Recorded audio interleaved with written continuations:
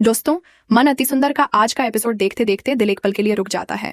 जब जिंदगी में कोई अपना ही दुश्मन बन जाए तो दाढ़ और दाढ़ दोनों साथ आते हैं। और आज रधिया के सामने बिल्कुल यही वक्त आ गया है। पिछले एपिसोड में हमने देखा था कि निकी ने एक बहुत ही खतरनाक साजिश रची है। बिजनेस एक्सपो के बहाने रधिया के पूरे परिवार को जयपुर बुलाया, उन्हें एक खास बस में सवार कराया और बस के अंदर एक बॉम्ब प्लांट कर दिया। उसके हाथ में एक रिमोट डिवाइस है और वो खुद बस से दूर होने वाली है। आज का एपिसोड वहां से शुरू होता है जहां कल खत्म हुआ था। बस चल रही है, अंदर माहौल बिल्कुल नॉर्मल है, गुफ्तगू, हंसी, खुशी। लेकिन एक इंसान है जो अंदर से बिल्कुल ठीक नहीं है, रधिया। वो खिड़की से बाहर झांकती है और उसकी नजर एक बार फिर निकी के चेहरे पर टिकती है। निकी की आंखों में वो खुंसी है, वो दरिंदा सुकून है जो एक इंसान को तब मिलता है जब वो कुछ बुरा करने के करीब होता है। रधिया का दिल एक बार फिर कहता है, ये सब ठीक नहीं है। वो अचानक अपनी जगह से उठती है। घर वाले पूछती हैं, क्या हुआ रधिया, कहाँ जा रही हो? रधिया कुछ जवाब नहीं देती। वो सीधा बस ड्राइवर के पास जाती है और धीरे से कहती है, भैया गाड़ी रोकिए प्लीज, अभी एक बार।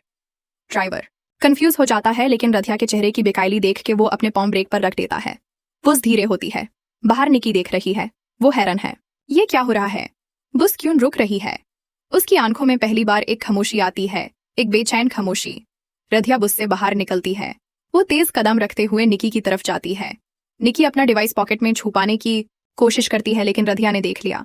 रधिया की आंखों में आंसू हैं, लेकिन आवाज में एक ऐसी ताकत है जो निकी को अंदर तक हिला देती है।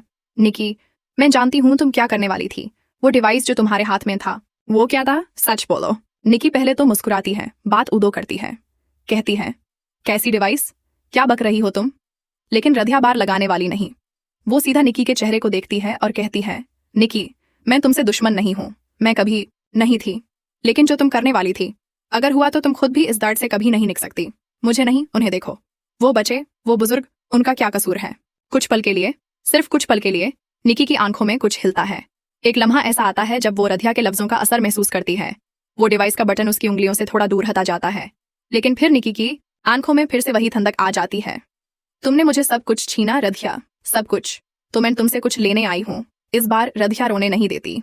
वो एक कदम और आगे आती है और धीरे से निकी का हाथ थाम लेती है। निकी, ये रास्ता नहीं है।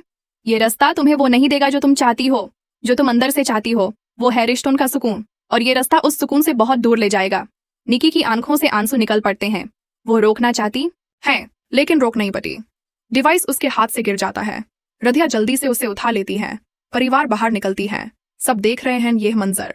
कोई कुछ समझ नहीं पा रहा, लेकिन रधिया के चेहरे पर एक चेन है जो सबको बता देती है कि कुछ बड़ा हो गया है, कुछ ऐसा जो शायद रिश्तों की दिशा बदल दे।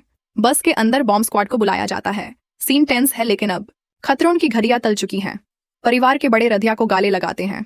कोई नहीं जानता कि रधिया ने आज सिर्फ एक बॉम्ब नहीं रोका, उसने निकी को भी एक अंधेरों से बाहर खींचा। लेकिन दोस्तों, ये कहानी यहाँ खत्म नहीं होती। निकी का ये पहला कदम, आंसू गिरता डिवाइस, रधिया का हाथ, क्या ये सच में बदलाव की शुरुआत है, या फिर निकी एक और बड़ी चाल की तैयारी में है? और रधिया जो आज अपने परिवार को बचा के लाई, क्या वो निकी के इस नाटक को सच मान लेगी, या वो जानती है कि ये ड्रामा खत्म नहीं हुआ, अगले एपिसोड में कुछ और बड़ा होने वाला? हाय, तब तक चैनल सब्सक्राइब करें, नोटिफिकेशन बेल दबाएं और ये वीडियो अपने मन अति सुंदर के साथ ही फैंस के साथ शेयर करें। मिलते हैं अगले अपडेट में।